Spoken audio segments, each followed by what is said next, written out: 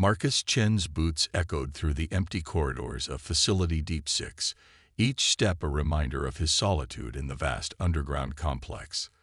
The mop in his hands felt heavier than usual as he pushed it across the metallic floor, watching the gleaming trails of cleaning solution disappear into the darkness ahead.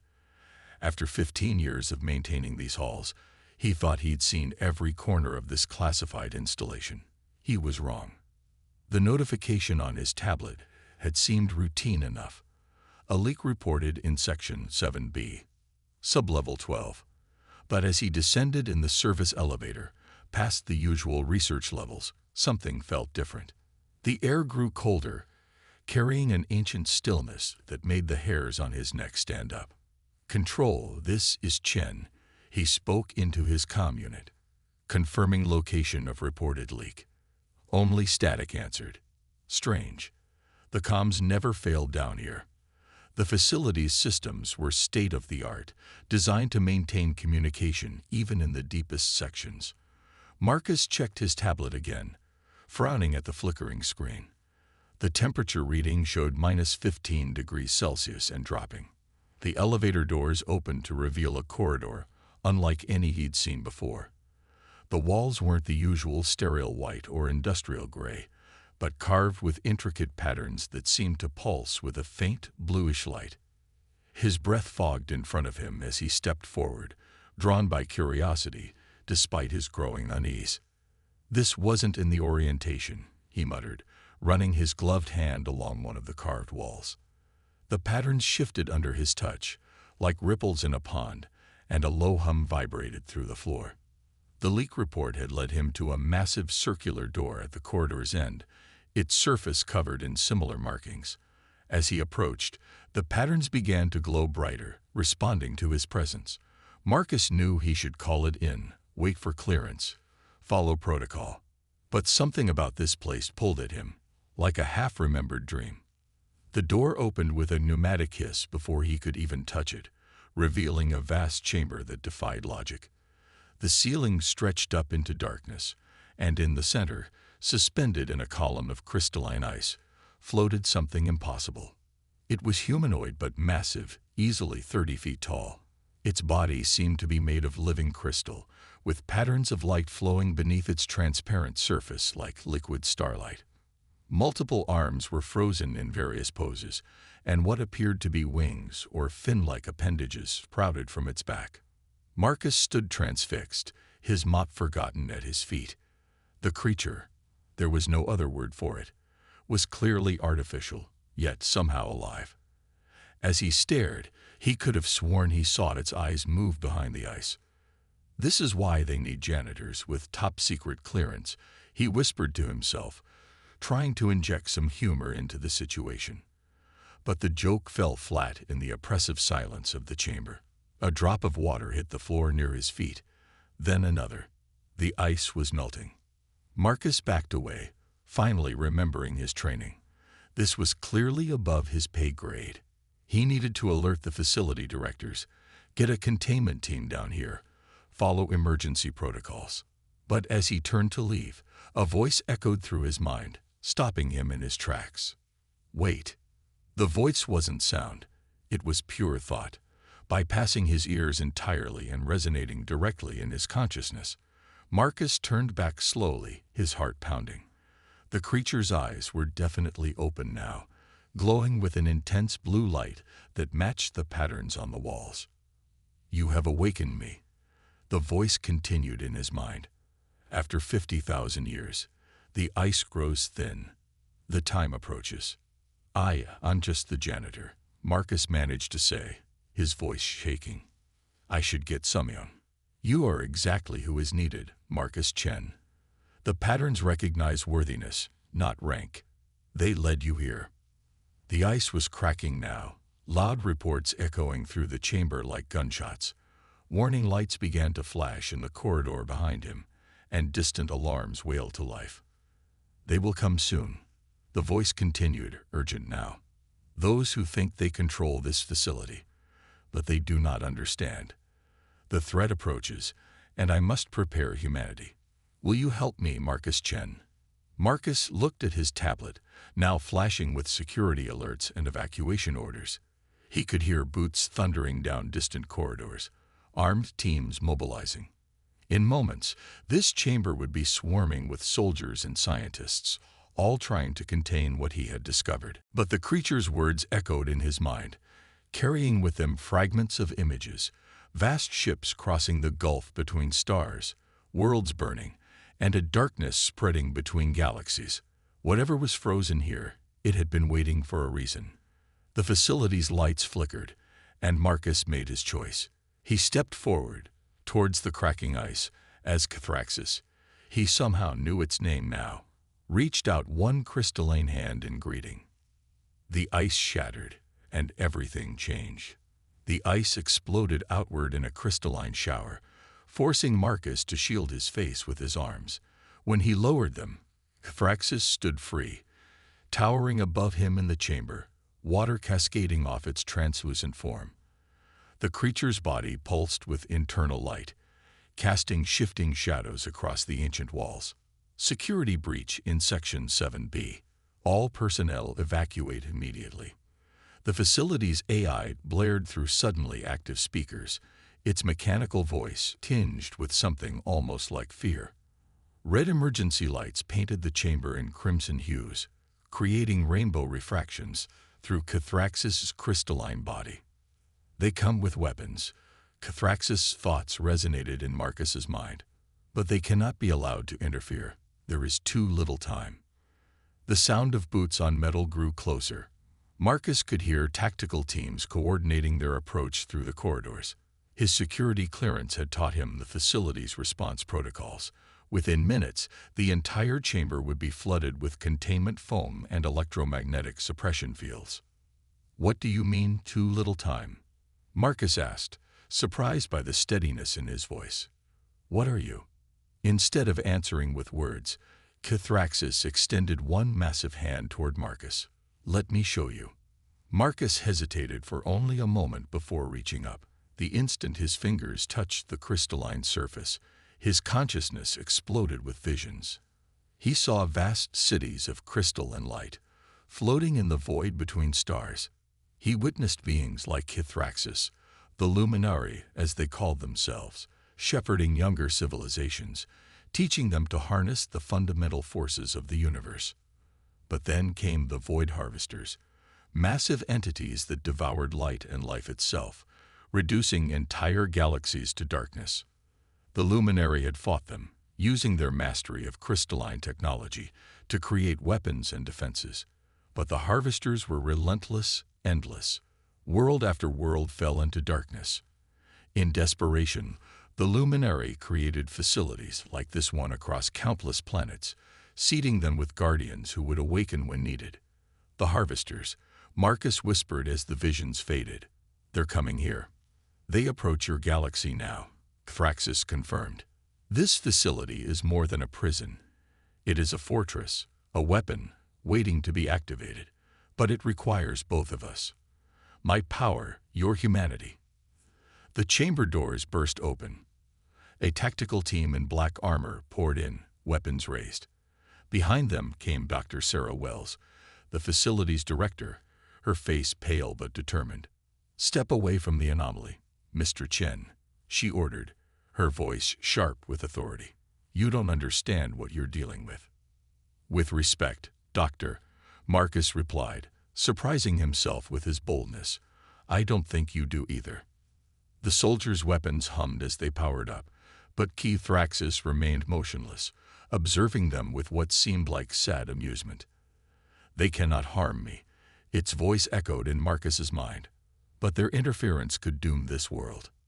Dr. Wells stepped forward, her eyes fixed on Cathraxis.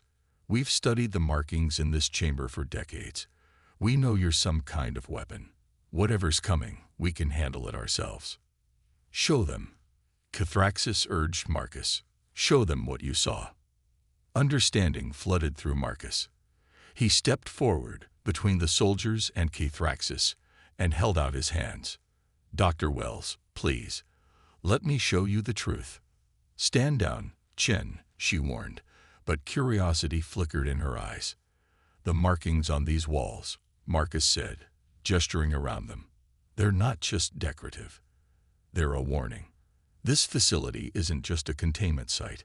It's a battle station. And Earth is about to need it. Before anyone could react, Kithraxis raised its arms. The patterns on the walls flared to brilliant life, and suddenly everyone in the room was caught in the same vision Marcus had experienced. He watched their faces as they witnessed the truth, the luminary, the void harvesters, the coming darkness. When the vision ended, the soldiers lowered their weapons, faces pale. Dr. Wells staggered slightly, catching herself against the wall. "How?" she began, then steadied herself. "How long do we have?" "Days," Kithraxis answered, its thoughts now reaching everyone. "The outer sensors are already detecting their approach. This facility must be awakened fully, but it requires cooperation. Your military might, your human adaptability, combined with my knowledge and power." Dr. Wells looked at Marcus, then back at Kithraxis. "Why him? Why a janitor?" "Because he sees what others miss. Because he maintains rather than destroys. Because sometimes the most important choices come from the most unexpected sources." The facility trembled slightly, and new alerts began blaring.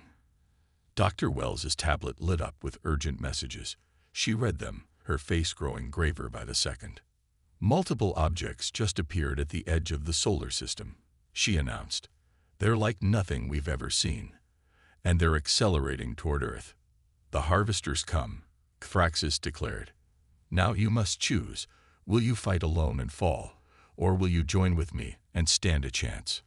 Marcus looked at the soldiers, at Dr. Wells, at the ancient being he had awakened. In the distance, more alarms began to sound, and he could feel the facility humming to life around them. Systems dormant for millennia preparing for their true purpose. The time for doubt was over. The real challenge was about to begin. Deep beneath the Earth's surface, Facility Deep 6 transformed. Ancient machinery awakened, walls shifted, and hidden chambers revealed themselves. Marcus watched in awe as the maintenance corridors he'd cleaned for years reconstructed themselves into something entirely different, a command center for what might be humanity's last stand. "We're tracking 7 objects," Dr. Wells announced, studying the holographic display Kithraxis had activated. "They're unlike anything in our database. They appear to be absorbing everything in their path. Light, radiation, matter itself. Harvester scouts," Kithraxis explained, its crystalline form pulsing with urgent patterns of light. "The first wave. They test defenses, weaken resistance, prepare the way for the main force." Military personnel flooded into the chamber, led by General Sandra Hayes, her uniform pristine despite the chaos. She took in the scene. The towering crystalline being, the transformed facility, the holographic displays showing the approaching threat, with practiced calm. "Dr. Wells filled me in," she said, addressing both Marcus and Kithraxis.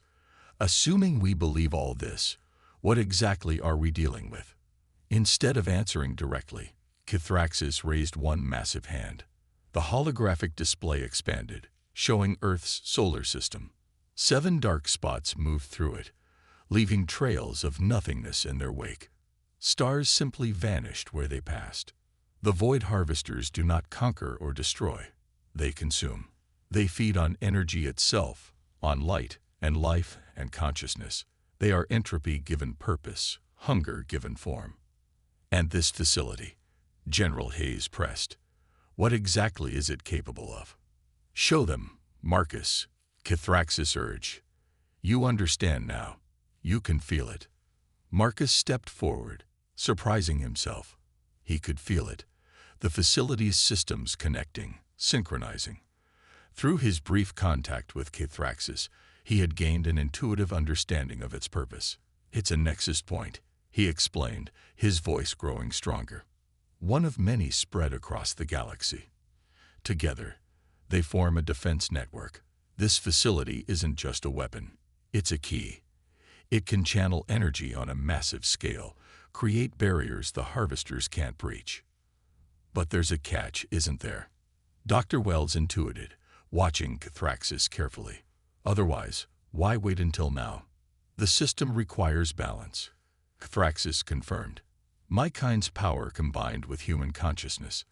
We are too alien, too removed from physical reality. We need human adaptability, human innovation. Marcus's connection allows this facility to achieve its full potential. General Hayes frowned. You're saying our planetary defense rests on a janitor. With respect, General, Marcus said, standing straighter. I think that's exactly the point.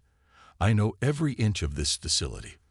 I've maintained it, cared for it, even if I didn't know what it really was. Sometimes the people who clean up messes are the best at preventing them. The facility shuddered as if in agreement. New displays sprang to life, showing the Harvester Scouts' approach. They would reach Earth's orbit within hours. We don't have time for debates, Dr. Wells interjected.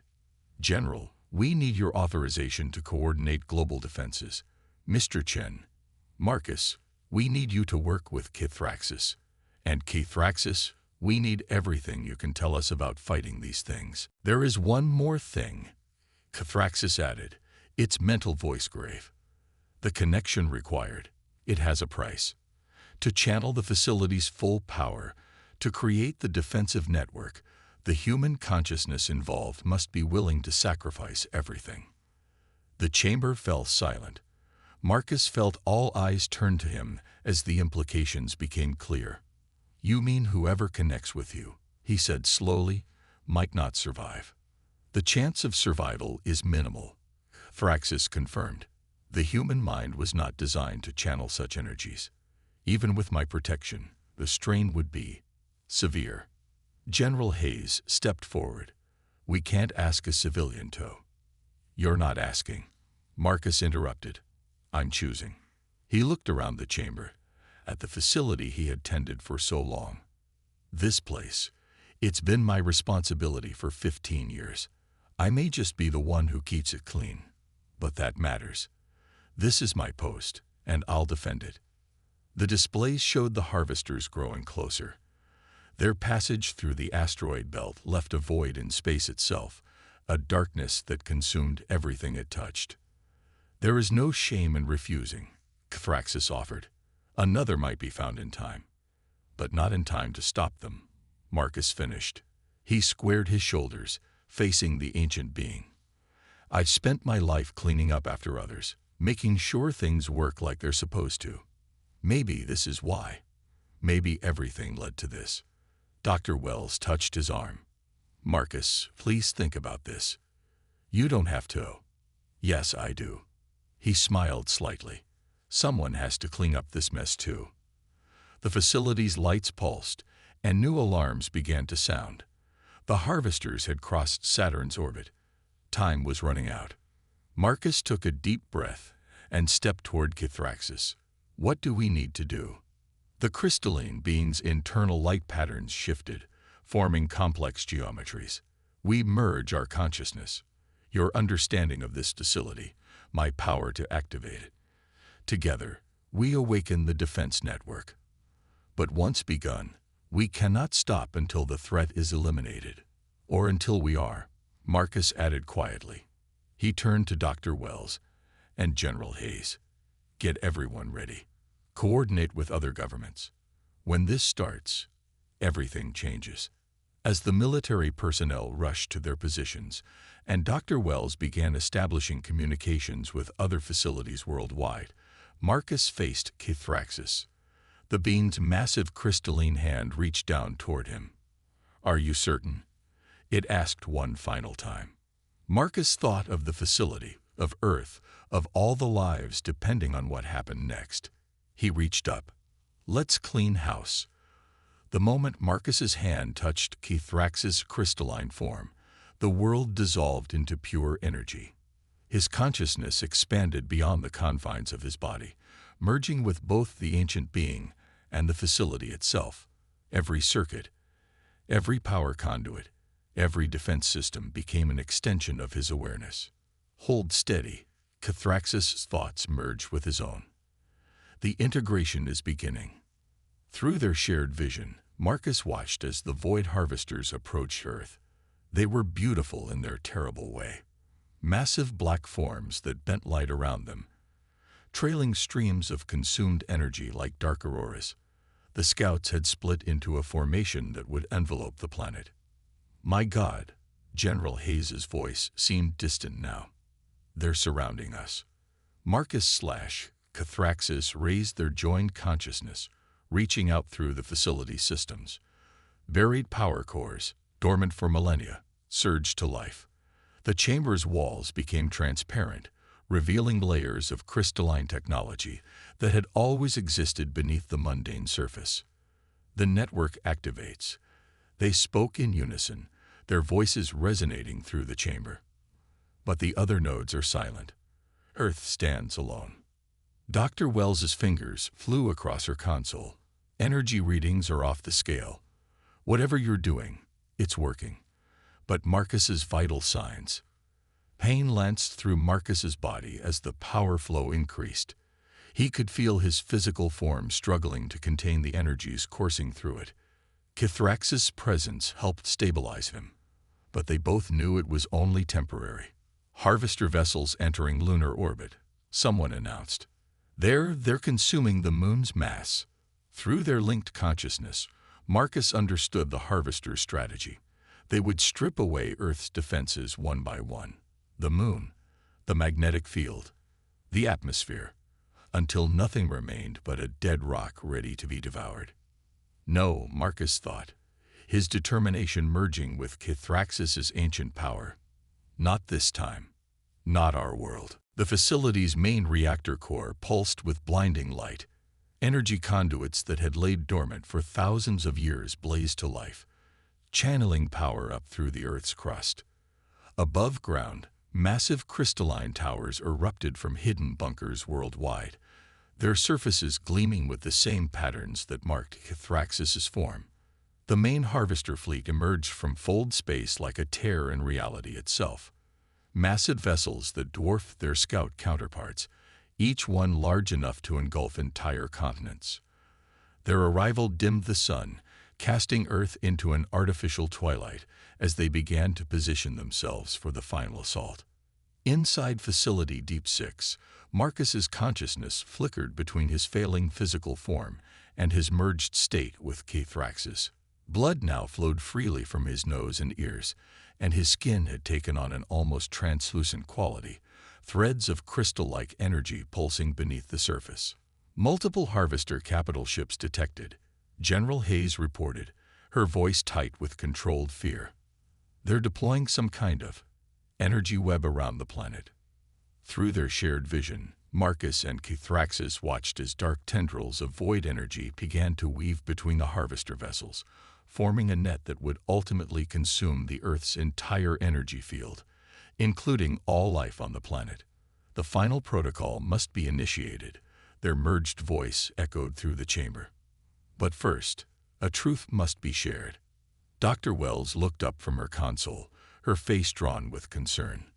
What truth? The luminary did not create this facility to fight the harvesters, they revealed. We created it to end them. Permanently. The defense network is not just a shield. It is a trap designed to draw them in. But completing the circuit requires a sacrifice. Marcus finished, his human voice weak but clear. Not just of one life, but of all the energy within the facility, including Cathraxis. The crystalline being's form pulsed in confirmation. To destroy the harvesters, we must become like them, a void to consume a void.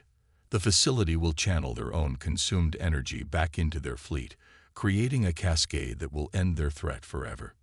But the cost, Dr. Wells started. Will be worth it, Marcus interrupted. He managed a small smile, even as more crystal-like patterns spread across his skin. I've spent my life making sure things stay clean and orderly. Seems fitting that my last job would be the biggest cleanup of all. The facility shuddered as the first waves of the harvester's energy web touched Earth's atmosphere. Around the globe, the crystal towers began to resonate, absorbing and channeling the dark energy through the planet's ley lines, all flowing back to Facility Deep 6. "We must act now," Cathraxis urged. "The network is at full capacity." General Hayes stepped forward. "Mr. Chen, Marcus, you've already given enough. Let someone else." "No," Marcus said firmly. "This was always meant to be. Cathraxis didn't choose me by accident. Sometimes the most important jobs look like the smallest ones. Sometimes the person who keeps things running is the one who needs to be there at the end." The general straightened and saluted. Dr. Wells wiped tears from her eyes, but nodded in understanding. Around them, the facility's systems reached their peak, crystal structures humming with contained power. Marcus closed his eyes, fully embracing his connection with Cathraxis. Their merged consciousness expanded one final time, touching every part of the defense network. They could feel the Harvester's surprise as their energy web encountered unexpected resistance. To all who witness, their combined voice resonated through every connected system worldwide. "Remember this moment. Remember that the universe's greatest threats can be undone by its humblest servants. Remember that victory comes not from power, but from the willingness to maintain, to care, to sacrifice." The crystalline patterns had now covered Marcus's entire body. Cathraxis' form began to dissolve, merging completely with both Marcus and the facility. The chamber filled with blinding light as they initiated the final sequence. "Energy readings beyond measurable scales," Dr. Wells announced, her voice breaking. "The Harvester fleet, they're being pulled in." Through their expanded awareness, Marcus and Cathraxis watched as their trap sprung. The defense network reversed its polarity, transforming from a defensive grid into a massive energy sink. The Harvesters, creatures of pure consumption, found themselves being consumed. The void ships tried to retreat, but the gravitational pull of the combined network was too strong. One by one, they were drawn into the swirling vortex of power centered on Facility Deep 6. Their own consumed energy, combined with the ancient facility's power and the merged consciousness at its heart, created a feedback loop of destruction. "It is done." Marcus and Cathraxis spoke one final time. "The cycle ends. The future begins." The chamber erupted with pure white light. For a moment, everything, the facility, the Harvesters, the defense network, existed as a single point of infinite energy.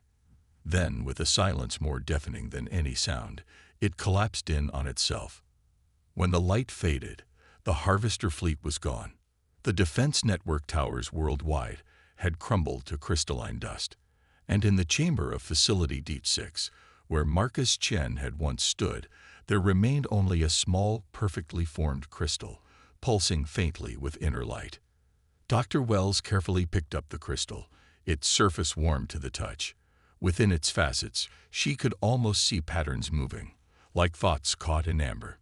"The ultimate maintenance protocol," General Hayes mused quietly. "Clean up the mess, whatever the cost." "No," Dr. Wells corrected, cradling the crystal. "Not whatever the cost. The right cost, paid by those who understand the true value of maintaining order in the chaos." She placed the crystal in a specially prepared containment unit, its surface reflecting the emergency lights still flashing throughout the facility. He wasn't just a janitor. He was a guardian. And now he and Cathraxis are something else entirely. As the facility began its shutdown procedures and teams worldwide reported the Harvester's disappearance, the crystal pulsed one final time. In its light, those present swore they could see a smile, the satisfied expression of a job well done. High above, the sun emerged from behind the dissipating energy web, shining down on an Earth forever changed. The universe was a little cleaner now, thanks to one man who understood that the most important jobs often look like the smallest ones. And in the depths of Facility Deep 6, a legend was born, not of mighty warriors or powerful weapons, but of a simple janitor who made the ultimate sacrifice to keep his post clean, his world safe, and his duty fulfilled. The universe, it seemed, was in good hands.